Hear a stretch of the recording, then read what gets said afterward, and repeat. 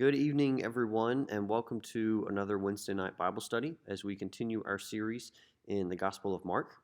So, last week, our study in Mark focused on the question, who is Jesus? Now, we know the answer to this question already, and Mark has told us in the very first verse who Jesus is.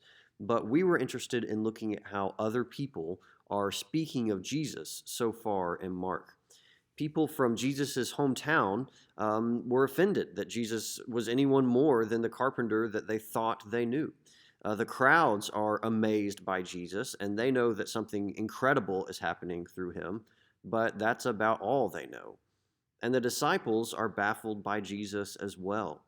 They know they are dealing with no average human, and they are getting glimpses of who Jesus really is through his miracles, but so far that's all they know. We talked about how Jesus is actually contributing to this uncertainty in a way by keeping his identity and keeping his work a secret. He repeatedly tells people to keep quiet after performing life-changing miracles for them. And he wants them to keep quiet because it's not time for Jesus to be fully revealed for all the world to see. His movement is a secret one for now. Well, this week we'll ask the question, who is Jesus again? But we're going to turn to a different source in Mark for an answer. We're going to turn to the demons. Yeah, the demons that we read about in the Gospel of Mark have something to say about who Jesus is, and what they say is significant. So something I mentioned a few weeks ago in this class is that when Jesus performs exorcisms, when he casts out demons, when he does this, he is confronting the spiritual forces of darkness. He is confronting the servants of Satan. This is not a minor part of Jesus' ministry on earth. We often think of Jesus coming to earth to teach and set a good example and sacrifice his life for us, and all of these things are true. But this aspect of Jesus' life is the one that most of us probably do not give as much attention to. And the main moment where most of us probably do think of Jesus confronting Satan is when Satan tempts him in the wilderness right after his baptism. And we can all relate to this moment from Jesus' life because all of us are tempted by Satan just as he was. And the Gospels of Matthew and Luke, they both give us accounts of the temptations Jesus faced and his responses and his resistance to those temptations. But Mark gives us just 2 verses saying that these temptations happened, but that's all that he gives us.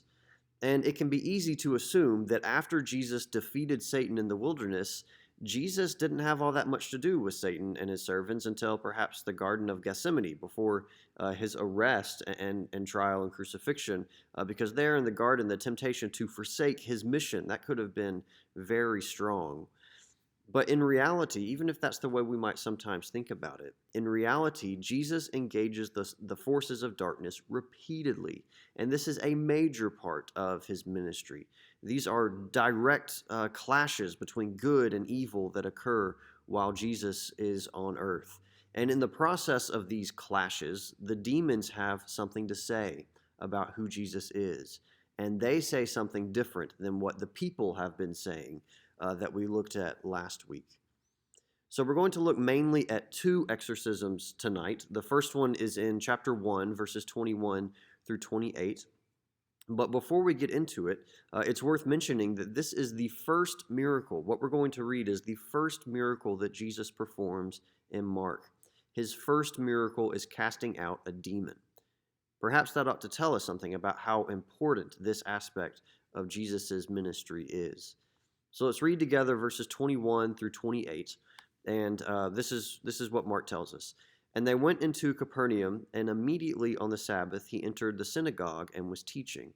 And they were astonished at his teaching, for he taught them as one who had authority, and not as the scribes. And immediately there was in their synagogue a man with an unclean spirit, and he cried out, "What have you to do with us, Jesus of Nazareth? Have you come to destroy us? I know who you are, the Holy One of God."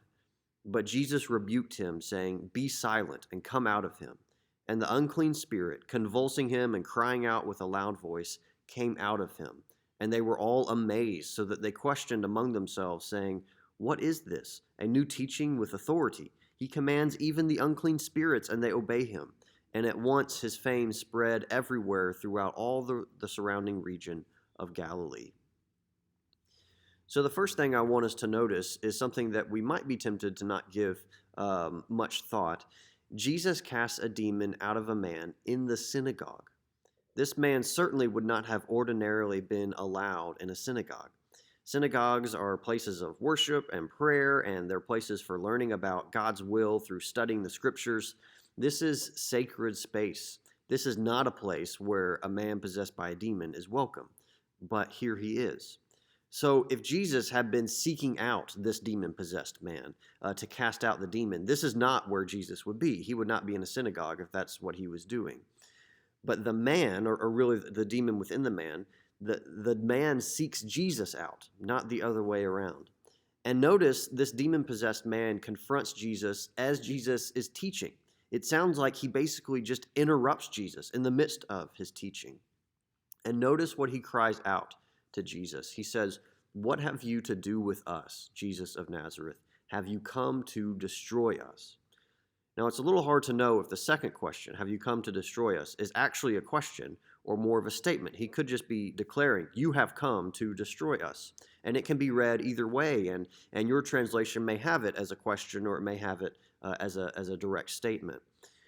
So Jesus is teaching. A demon-possessed man enters a synagogue and interrupts him and essentially accuses Jesus of coming to destroy him. He actually says coming to destroy us. He says it in the plural. It's possible that the demon has in mind not only himself, but all the demons out there who are active and possessing people and wreaking havoc on their lives. The demons may know that Jesus is here on earth to defeat all of them. But either way, regardless of what he means by that, either way, it seems clear that the demon-possessed man acts the way he does because the demon feels threatened.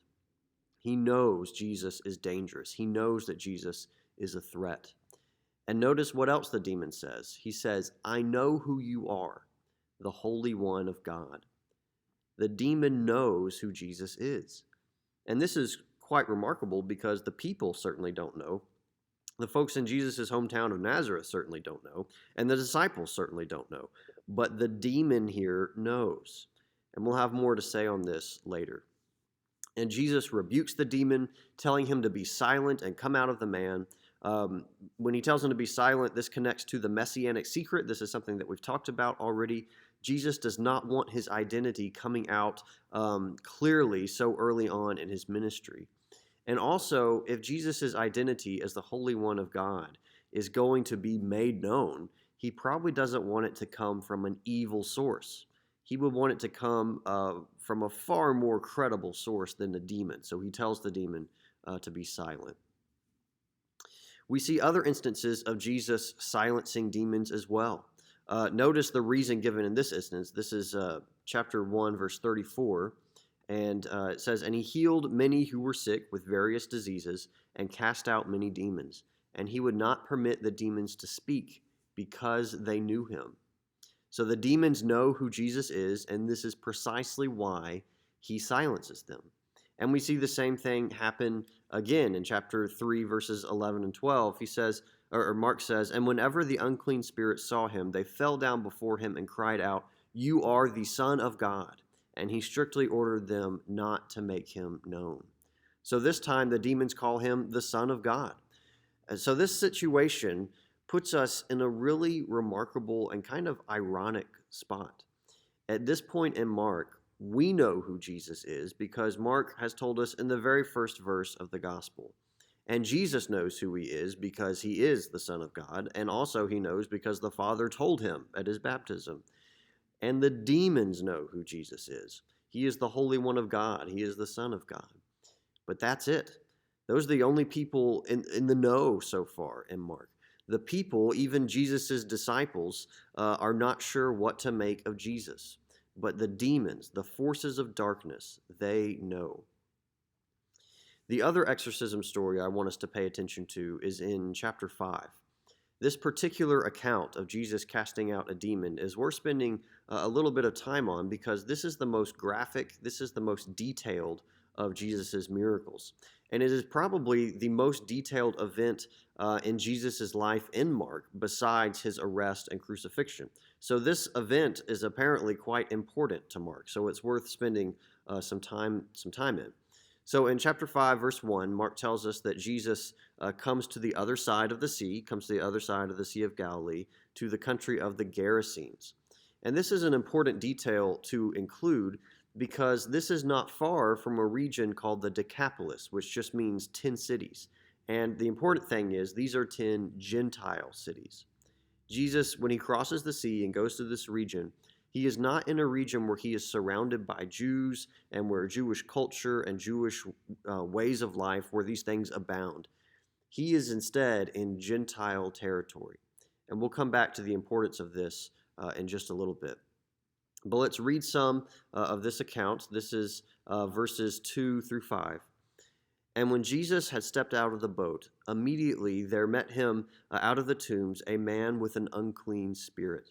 He lived among the tombs, and no one could bind him any more, not even with a chain, for he had often been bound with shackles and chains, but he wrenched the chains apart, and he broke the shackles in pieces. No one had the strength to subdue him. Night and day among the tombs and on the mountains he was always crying out and cutting himself with stones. So we've been told in other portions of Mark about people with an unclean spirit or demons, but here in this account we get a description of what state the unclean spirit had reduced its host to.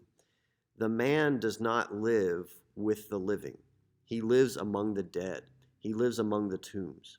People had tried to subdue him with chains and shackles and probably beatings as well, but no one has been strong enough. They cannot control him. And he cries out loudly from the tombs and from the mountains, and he cuts himself. This man is essentially acting like a wild, rabid animal. The demon has completely subdued him. So let's keep on reading here and read verses 10 through 16. Verses 6 through 10. And when he saw Jesus from afar, he ran and fell down before him. And crying out with a loud voice, he said, "What have you to do with me, Jesus, Son of the Most High God?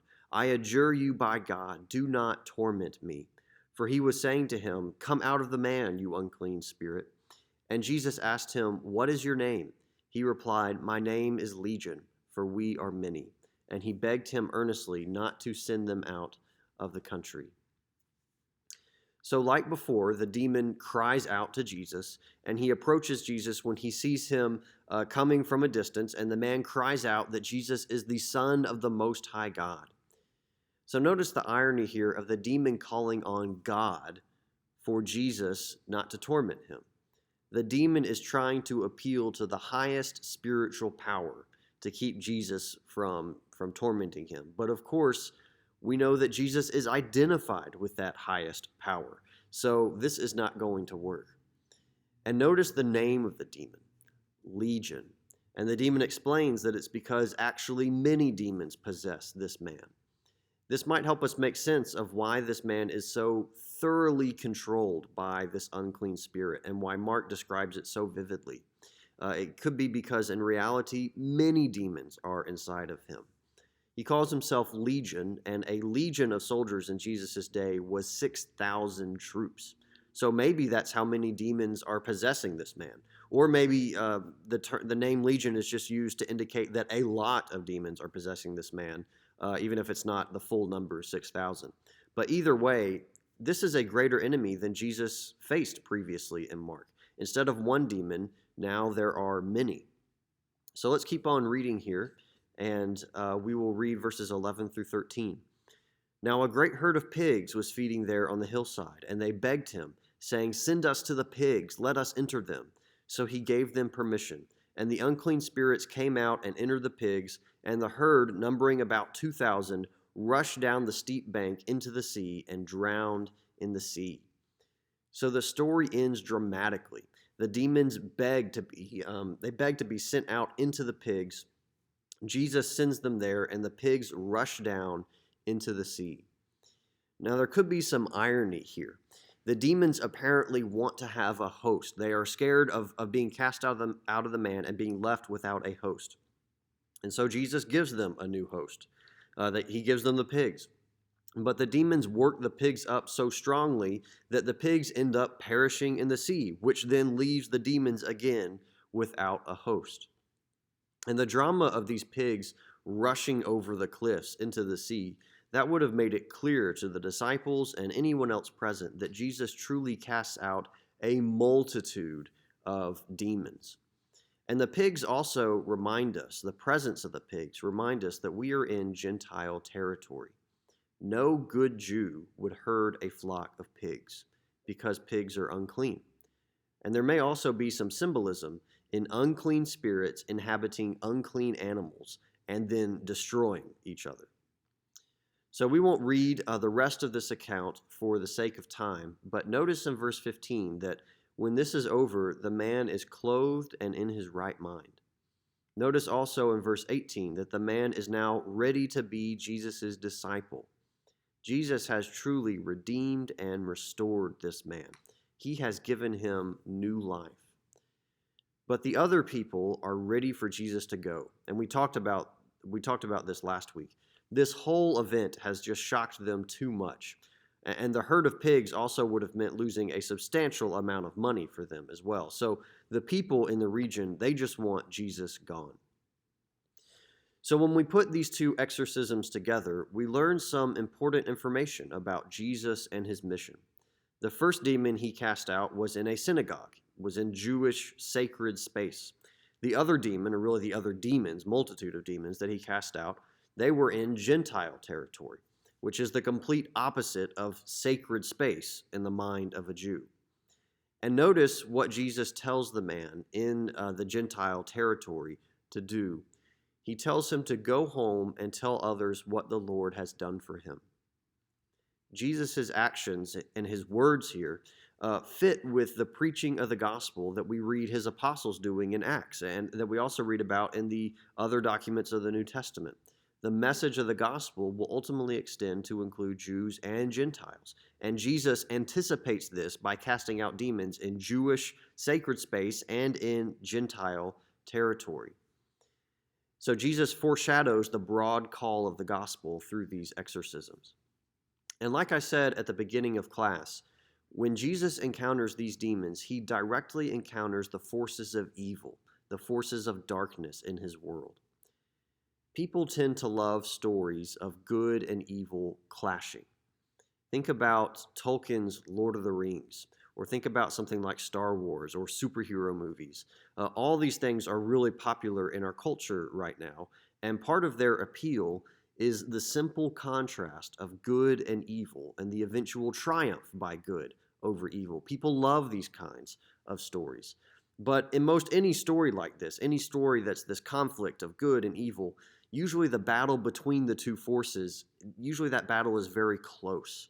And they do this to make things exciting. And in order to keep you gripped and to keep your attention right up to the end, good just has to barely come out ahead in the end. That's the way these stories typically go. But not so with Jesus. Jesus encounters demons, and it is clear who the victor is. It is not a prolonged struggle. In no uncertain terms, Jesus fully defeats the forces of evil. They stand no chance against him, and that's why they know that he is a threat. And they know he is a threat also because they know who he is, unlike others in the Gospel of Mark so far. They know he is the Holy One of God. They know he is the Son of God. And that is something that ought to provide immense comfort and encouragement and courage for us as we navigate a world that is fallen and evil and dark. Jesus is the clear victor over evil, and we serve Jesus. Next week, I'd like you to read chapter 8, verses 1 through 26. That's the passage that we will be in, so I'm looking forward to that. But hope you all have a great rest of the week, and take care. Thank you.